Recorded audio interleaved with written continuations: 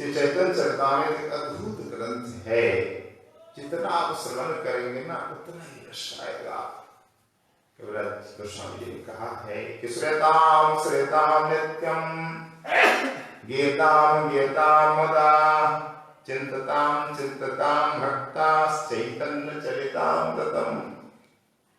उन्होंने हमें आह्वान किया, हे भक्तजन आप निरंतर श्री चैतन्य चरितामृत का श्रवण करे, श्रेताम श्रेताम, आनंद पूर्वक गीताम गीताम खूब गान करे, कीर्तन करे, वर्णन करे, और चिंतताम चिंतताम निरंतर चिंतन स्मरण करे चैतन्य चरितामृत का। कैसा अपूर्व ग्रंथ है, क्या अमृत रस है, आपको तब अनुभव होगा जब निरंतर आप श्रवण कीर्तन और स्मरण करेंगे। तीन निरंतर करना होगा। एक आध बार, दो बार, तीन बार अध्ययन से समझ में नहीं आता चैतन्य चरितामृत। कुछ लोग चैतन्य चरणामृत बोल लेते हैं, चरणामृत नहीं है। श्री चैतन्य चरितामृत, चरित अमृत, चरित धन अमृत, चैतन्य चरित्र के अमृत, चैतन्य चरितामृत शुद्ध उच्चारण करना चाहिए। तो हमें आह्वान करते हैं कविराज जी महाराज, आप निरंतर श्रवण कीर्तन मनन करते रहिए, तब आस्वादन आपको पूरा मिलेगा। और जितनी बार आप अध्ययन आस्वादन करें उतना ही नया नया रस आएगा, बिल्कुल आएगा। ऐसा अद्भुत ग्रंथ हमें तो लगता है विश्व में नहीं है। ऐसा रस, ऐसा सिद्धांत, सिद्धांत का सार संपुट है। अमृत की धारा बहती है हर बयान, हर श्लोक, हर पद में से अमृत का निर्यात सार है, सिद्धांत सार संपुट है। समग्र वेद उपनिषद पुराण आदि का सार संग्रह है। कितना भी कह ले चैतन्य चरितामृत की प्रशंसा में सब थोड़ा ही है। हमारे वेद पुराण उपनिषद जितने शास्त्र है, इन सब शास्त्रों का बीज क्या है? प्रणव, ओंकार से सभी शास्त्रों का प्रकट हुआ है। बीज रूप ओंकार है, उस बीज ओंकार ही अंकुरित होकर वृक्ष बना, वो वेद स्वरूप। तो बीज ओंकार का वृक्ष है वेद, और वेद का ही पका हुआ फल है श्रीमद् भागवत। अखिल वेद आदि शास्त्रों का सार रसमय फल श्रीमद् भागवत, और श्रीमद् भागवत का भी स्वार श्री चैतन्य चरितामृत है। श्रीमद् भागवत में जो अपूर्व रस है, उस रस की धारा चैतन्य चरितामृत के हर तत्व में, हर श्लोक में है।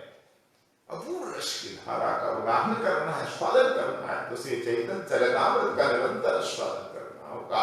अगर कुछ समझते नहीं है तो भी समझ आ जाएगी। जो कहते हैं कि मेरा गोस्वामी महाराज, यदि यो ना बुझे के सुनिते सुनिते सेह कि अद्भुत चैतन्य चरित, कृष्ण उपजिवे प्रीति जानिवे रसे रीति, सुनी लियो है तारहित। यदि ना बुझे की हो, यदि कोई समझता नहीं है ना, पढ़ते पढ़ते सो, पढ़ते रहो पढ़ते रहो अद्भुत चैतन्य चरितामृत। इससे क्या मिलेगा? श्री कृष्ण में प्रीति उत्पन्न होगी, और रस की रीति जानोगे। रस किसे कहते हैं? अगर समझ नहीं आती तो सुनो, सुन ले ही तो होगा, सुनते ही आपको हित होगा, हित नहीं होगा। इस चैतन्य चरितामृत में भक्त, भक्ति, भगवंत, गुरु की जो चारों वस्तु का विस्तार से वर्णन। भक्त क्या है, भक्त की महिमा, तत्व, गुरु महिमा, गुरु तत्व, भक्त, भक्ति, भक्ति क्या है, भक्ति का विस्तार वर्णन यहाँ है। साधन भक्ति, भाव भक्ति, प्रेम भक्ति, भक्ति का प्रारंभ श्रद्धा, साधु संग, भजन क्रिया, अनर्थ निवृत्ति, फिर निष्ठा, रुचि, आसक्ति, भाव, प्रेम। ये साधन भक्ति, भाव में भाव भक्ति, प्रेमा भक्ति में प्रेम, स्नेह, मान, प्रणय, राग, अनुराग, भाव, महाभाव, प्रेम की अष्टक का वर्णन यहाँ है। भक्ति का विस्तार स्वादन करना है संक्षिप्त में ही, तो चैतन्य चरितामृत का आपको सब कुछ मिल जाएगा। भक्त भक्त तत्व महिमा, गुरु तत्व गुरु महिमा और भक्ति तत्व उसके भेद महिमा माधुर्य सबका पूर्ण आस्वादन आपको श्री चैतन्य चरितामृत में प्राप्त होगा। भक्ति भाव प्रेम सबका, प्रेम के अनेक विकासों का महाभाव करेगा। और भगवत तत्व का तो विस्तार वर्णन है ही। भगवान के स्वरूप, उनका अवतार, उनके कितने अवतार है, उनके धाम, उनकी लीला, उनके परिकर, उनकी शक्तियां, सबका विस्तार वर्णन। भगवान के वैभव, भगवान का माधुर्य, सबका विस्तार वर्णन है भगवत तत्व का। उसमें फिर स्वयं भगवान श्री कृष्ण का वैशिष्ट, श्री कृष्ण के 64 गुण, उनमें 4 प्रधान वेणु माधुर, रूप माधुर, लीला माधुर, प्रेम माधुर, लीला प्रेम रूप और वेणु माधुर। तो श्री कृष्ण का क्या सब रस रूप कहा है, श्रृंगार रसराज मूर्तिमान, श्रृंगार रसमय गोविंद है।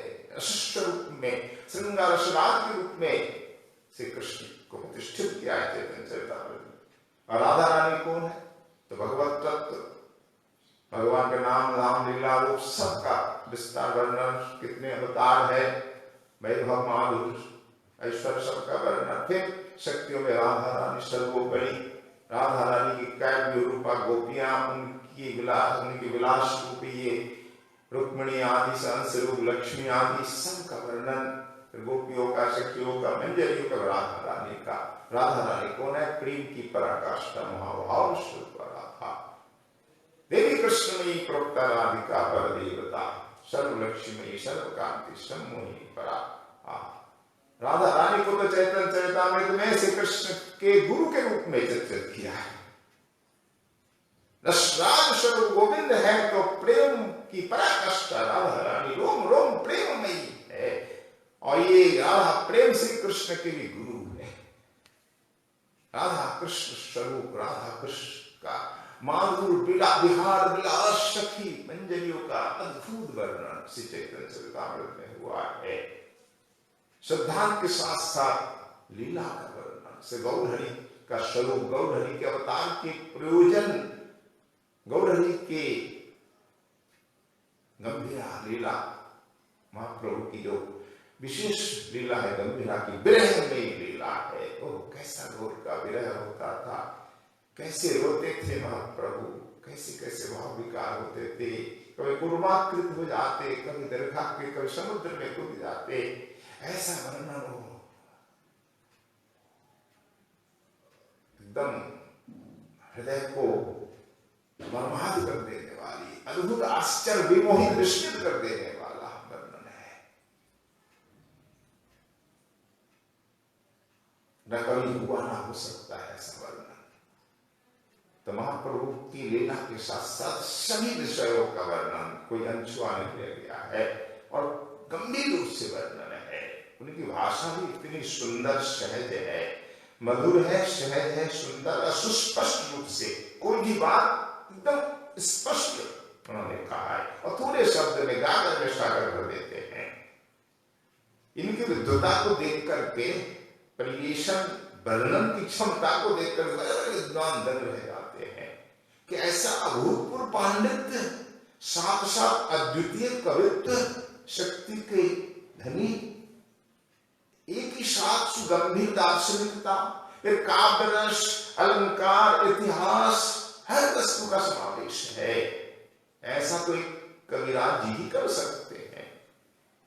चैतन्य चरितामृत के अध्ययन से सभी विद्वान ऋषि जन आनंद से विस्मित हो जाते, अभिभूत हो जाते। गौड़ीय वैष्णव संप्रदाय के लिए तो चैतन्य चरितामृत साक्षात वेद स्वरूप है, वैष्णव जनों का जीवनाधार है, नित्य पठनीय है, रोज पाठ करते हैं नियम पूर्वक। इसमें तात्विक, नैतिक, दार्शनिक, आध्यात्मिक सभी विषयों का सूक्ष्म और स्थूल रूप से वर्णन हुआ, कहीं विस्तार, कहीं सूक्ष्म रूप से। त्रिलोकी में ऐसा ग्रंथ नहीं होगा। साध्य साधन अविधेय प्रयोजन, कुछ भी जानना चाहे विधेय संबंध प्रयोजन, सबका उत्तर समाधान चैतन्य चरितामृत में है। तो श्री चैतन्य चरितामृत की अद्भुत मंगला भाषा में टीका भी मिलती है, व्याख्या डॉक्टर राधा गोविंद नाथ की अद्भुत है। वो चैतन्य चरितामृत 6 खंडों में है, एक भूमिका, एक परिशिष्ट, मध्य खंड 2, आदि अंत 2, 6 खंडों में है। अगर ये 6 खंडों का साधन हो जाए जीवन में, फिर कोई कमी नहीं रह जाएगी, कोई अभाव नहीं रह जाएगा, सब शास्त्रों का सार में प्राप्त हो जाएगा। ऐसा अद्भुत ग्रंथ है, इसीलिए कहा है अमृत का निर्या सार है, सिद्धांत सार संपूट है, साक्षात वेद स्वरूप है, छोटा कलेवर भी नहीं है। रामचरितमानस से भी अधिक इसमें 2,022 श्लोक है।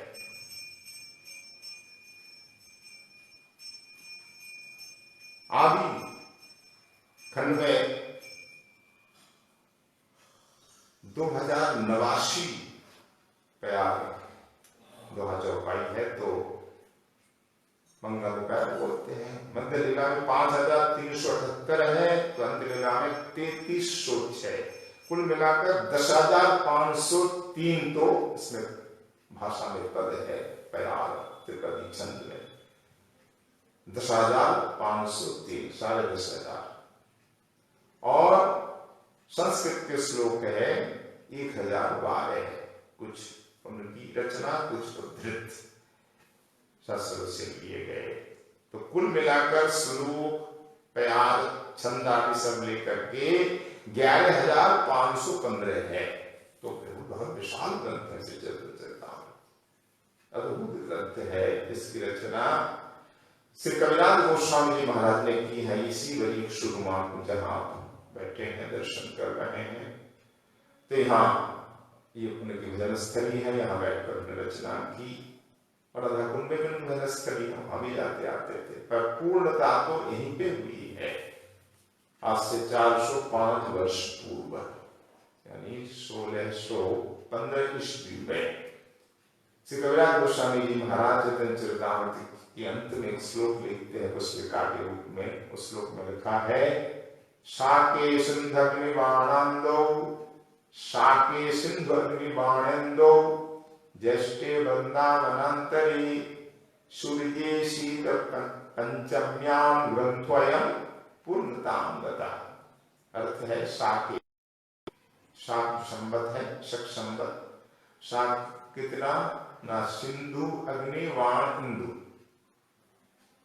वामागति यानी उल्टा हमें लेना होगा। इंदु 1, चंद्रमा 1 है, बाण मतलब 5, अग्नि मतलब 3, सिंधु मतलब 7, तो उल्टा हम गिनती करें तो 1537 शाके, ईस्वी के हिसाब से 1615। महीना कौन सा था? ज्येष्ठ, जेठ का महीना। कहां पर लिखा उन्होंने? वृंदावन, वृंदावन में, इसी वजह शुरुआत में। सूर्य अशित पंचम्याम, सूर्य मतलब रविवार के दिन, रवि का नाम है ना, सूर्य रवि, तो जेठ का महीना, रविवार, और अशित पंचम्या मतलब कृष्ण पक्ष की पंचमी तिथि। आज कृष्ण पक्ष की पंचमी तिथि, सूर्योदय में थी, अब षष्ठी आ गई, तो आज ही है जेठ का महीना, कृष्ण पक्ष पंचमी तिथि। इस तिथि को आज से 405 वर्ष पूर्व ग्रंथ का विश्राम समापन हुआ था, लेखन समापन हुआ था। तो श्री कविराज गोस्वामी का हस्तलिखित ग्रंथ आज भी यहाँ सुरक्षित है। उनकी अनेक प्रतिलिपियां बनी जो बंगाल आदि देशों में प्रतिलिपियां गई हैं। श्रीनिवास आचार्य जी के साथ ये ग्रंथ नहीं गया था, तब ग्रंथ का लेखन ही नहीं हुआ था। डॉक्टर राधा गोविंद नाथ जी ने सुस्पष्ट किया, खंडन किया जो लोग ऐसा कहते हैं, क्योंकि श्रीनिवास आचार्य जी जब ग्रंथ ले तब दिव्य गोस्वामी जी विराजमान थे, और श्री चैतन्य चरितामृत जब लिखा गया तब दिव्य गोस्वामी जी नहीं थे और प्रकट हो गए थे। 1615 में क्या दिव्य गोस्वामी जी थे? तो दिव्य गोस्वामी जी कहने पश्चात चैतन्य चरितामृत की रचना हुई। श्रीनिवास आचार्य जी के साथ जाने का कुछ सवाल ही नहीं, ग्रंथ की चोरी नहीं हुई। कुछ भ्रांत धारणा भी समाज में चलती रहती है, कहते कबीराज गोस्वामी दुखी हो गए और राधा कुंड में कूद गए, सब कपूर कल्पित घटनाएं हैं। अगर किसी ग्रंथ में है, बंगाल में बैठ करके सुनी हुई बात लिख दिया नहीं हुआ बाद में, वो प्रमाण नहीं है। प्रमाण तो कबीराज जी क्या कहते हैं, वो कभी आत्महत्या नहीं कर सकते, कुंड में कूद नहीं सकते, और चैतन्य चरितामृत रचना हुई ही नहीं, तो कैसे संभव चोरी? क्योंकि 6 गोसाई में कोई गोसाई नहीं थे। कबीराज जी लिखते कि मैं वृंदावन के समस्त वैष्णवों को प्रणाम करता हूं। ब्रजेर वैष्णवगण बंदी मुनि सी चरण, तार मध्य मुख हरिदास। कबीराज स्वयं लिख रहे हैं चेतन चेतन प्रणय प्रसंग में कि वृंदावन के संतों ने मुझे आदेश दिया, वृंदावन के सभी संतों को मैं वंदना करता हूँ, ब्रज के वैष्णवों को उनमें मुख्य हरिदास की वंदना करता हूँ। तो वृंदावन के वैष्णवों में, संतों में मुख्य हुए हरिदास कौन? गोविंद मंदिर के सेवायत उस समय थे कबीर जी के समय। अगर जीव गोसाई मानिए, जीव गोस्वामी या गोपाल भट्ट गोस्वामी, रघुनाथ गोस्वामी, लोकनाथ आदि कोई गोस्वामी होते तो क्या गोविंद मंदिर के सेवायत मुख्य हो जाते? कभी हो सकते थे क्या? कभी संभव नहीं है। इसलिए विद्वानों का लेख करना चाहिए। डॉक्टर राधा गोविंदनाथ आदि विद्वानों ने जो गवेषणा पूर्वक शोध पूर्वक लिखा है उसको मानना चाहिए, न कि जो कुछ कह दिया कपोल कल्पित भ्रांत धारणा को अमल नहीं करना चाहिए। इतिहास के साथ खिलवाड़ भी नहीं करना चाहिए, इतिहास को भी माने। तो इसे चैतन्य चरितामृत की रचना जीव गोस्वामी जी ने बात हुई है, इसलिए ये ग्रंथ कहीं नहीं गया। ये ग्रंथ बड़ी सुरमा पीढ़ी में आज भी अवस्थित है, विराजमान है। यहाँ जो लिपि है ये सबसे प्राचीन है भारतवर्ष में, इससे प्राचीन कोई भी लिपि आपके पास नहीं मिलेगी, इससे प्राचीन कोई भी चैतन्य चरितामृत के प्रति कहीं उपलब्ध नहीं है। अगर कहीं है तो इसी की प्रतिलिपि है, जमालपुर में है, जन्मभूमि में प्रतिलिपि है यहाँ की। ये मूल ग्रंथ है, विद्वानों ने देखा कि इसकी मूल प्रति प्राचीन हमने कहीं नहीं देखी, तो आज भी इसलिए मूल प्रति यही रहेगी क्योंकि उनके शिष्य थे मुकुंददास गोस्वामी जी, तो उनके पास ही तो रहेगी, न कहीं चली जाएगी। तो मुकुंददास गोस्वामी जी ने यहाँ रखी, तब से ये ग्रंथ पूजित हो रहा है। आज जयंती के दिन श्री मंदिर में लाया गया, ग्रंथ मंदिर से ऊपर ग्रंथ मंदिर है, तो ऊपर से आज के दिन नीचे लाया जाता है। श्री मंदिर गर्भगृह में विराजमान है और ग्रंथ का दर्शन ऑनलाइन में भक्तों ने किया है, करीब 1000 भक्तों ने दर्शन कर दिया है। तो श्री चैतन्य चरितामृत जयंती के उपलक्ष्य में प्रतिवर्ष मनाया जाता है ग्रंथ पारायण, प्रवचन, संत सेवा और ग्रंथ के दर्शन, पूजन, फूल बंगला का आयोजन। पर इस बार ठाकुर की ऐसी इच्छा है, कोरोना महामारी के कारण सांकेतिक रूप से उस समय मनाया गया, संक्षिप्त रूप से ऑनलाइन सबको दर्शन दिया गया और पूजन दर्शन ऑनलाइन से भक्त लोग कर रहे हैं। फिर ठाकुर कृपा हो कि होगी तो आगे फिर उत्सव मनाया जाएगा। तो जैसी हरि की इच्छा, तो आज की जयंती के उपलक्ष्य में सभी को हार्दिक शुभकामनाएं और सबसे आशीर्वाद की कामना विदास करता है। श्री गौर हरि के चरणों में श्री चैतन्य चरितामृत के रश्मि मन उत्तर डूब जाए, निमग्न हो जाए, यही तो एकमात्र लक्ष्य है। चैतन्य चरितामृत साक्षात गौर स्वरूप है, राधा कृष्ण मिलित स्वरूप है। श्री चैतन्य चरितामृत ग्रंथ नहीं है, राधा कृष्ण मिलित स्वरूप है, गौर राम स्वरूप है।